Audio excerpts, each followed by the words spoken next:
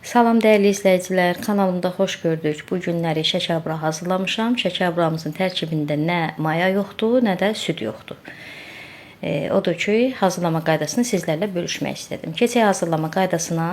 Bizim burada yarım kiloqram unumuz var. 200 qram yağla unu umac hazırlayıram. Yağımız soyuducudan çıxıb, yəni buzluqdan çıxsa da problem deyil, süzgəcdən keçirdə bilərsiniz. Yəni bizə lazımdır burada əsas unumuz umac olsun. Daha sonra ayrı bir qabda 180 qram xama, üzərinə 2 ədəd yumurtanın sarısı, 1 çay qaşığı şəkər tozu, bir də qaşığın ucunda çox az duz istifadə edirəm, qarışdırıb əlavə edirəm. Umacın üzərindən xəmiri yoğururam. Əziz xanımlar, xəmiri çox yoğurmaq lazımdır ki, xəmir hamar alınsın. Mən burada xəmiri yoğururam. İkinci dəfə təzədən mən yoğuranda burada çəkilişdə düşməyib, amma sizə belə başa salım ki, bəzi xanımlar sual verir ki, xəmir niyə çürük kimi olur? Bax, xəmiri yoğururuq. Yoğurduqdan sonra xəmiri ümumiyyətlə çox yoğurmaq lazımdır. Yoğurandan sonra bax, bu cür yəqin xanımlar bu cür çürük kimi deyir, buna çürük deyirlər. Yəni bu xəmiri çox yoğurmaq lazımdır ki, bu haldan çıxsın. Mən bunu saxlayıram hardasa 15 dəqiqə soyuducuda və yenidən çıxardıb yenidən belə çəngələyirəm, yumruqlayıram. Bu çəkilişdə düşməyib, çox üzrlü sayın. Onda xəmir çox gözəl belə hamar xəmir alınır. İsliyimiz var burada 250 qram şəkər, 250 qram fındıq ləpəsi, 200 qram şəkər tozu, 1 çay qaşığı da hil. Yəni hilini biraz mən əslində bol eləyirəm həmişə. İndi burada 1 çay qaşığı deyirəm. Əslində yarım kiloqram fındıq ləpəsinə 1 çay qaşığı qatırlar, o az olur.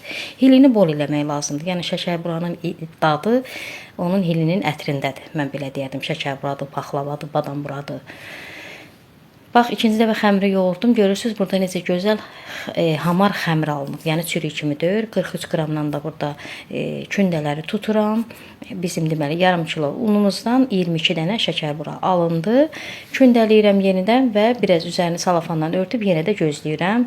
Xəmirimizdə maya yoxdur deyə heç bir qorxusu yoxdur. Yəni uzun müddətli soyuducuda da qala bilər. Yəni işimizi rahat görə bilərik tələsmədən. Ki, tərkibində maya yoxdur ki, fikirləşək ki, xəmiri şişəcək, acıyacaq, bulku kimi olacaq, yox. Kündəliyəndən də sonra qoyuram salafanda vidamızı özünə gəlir. Kündəliyəndə də yenə diqqət edin ki, kündənin üst tərəfi hamar olsun. Alt tərəfindəki kündənin birləşən yerləri var. Onlar şəkərburanın yayanda yuxanın iç tərəfində qalsın, içlik tərəfdəki şəkərburalar səliqəli alınsın. Biraz gözlədim, bir 5-10 dəqiqə kündəyə düşdü və yayıram. Baxın, bu kündənin, bu göstərdim burada. Alt tərəfində elə bil ki, birləşən yerləri var, xət kimi. Çalışmaq lazımdır ki, o xət şəkərburanın iç tərəfində qalsın. Üst tərəfi hamar olsun. Yayıram xəmiri üst-üstdən, deməli, yenə də salafanda saxlayıram, hissə-hissə. Bu formada, qalınlığı da bu formada. Hamısını yaydıqdan sonra içliyi yığıram burada. Əziz xanımlar, mən burada indi içliyi yığım göstərim. Daha sonra sizə məlumat verəcəm şəkərburanın haqqında. Deməli, içliyi yığıram. Kənarlarını heç islatmıram da. Xəmirim qəşəng yumuşaq xəmir alınıb. Çox yumuşaq yox, yəni çox möhkəm xəmir alınmayıb xəmir məndə. İçliyi bir dolu, təpələmə dolu xörək qaşığı. Burada xörək qaşığımız biraz dərin xörək qaşığındandır. İçliyi yığıram bu qaydada. Yenə də açdığım yuxaların, kündələrin içliklərini yığıram, şəkərburanı. Bax, bu qaydada qoyuram süfrənin üstünə. Yəni, aşıtmıram şəkərburanı.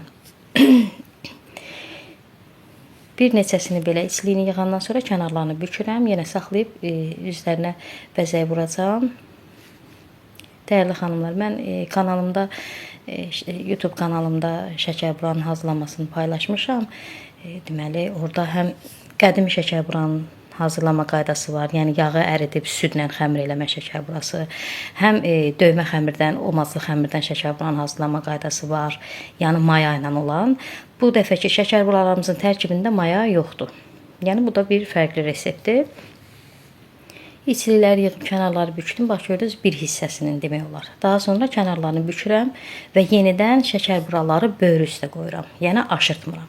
Burada diqqət eləmək lazımdır. Şəkər buranı bükəndə, qıraqlarını bükəndə şəkər bura belə kirpi kimi böyrləri yığılıb içəri əyilməsin.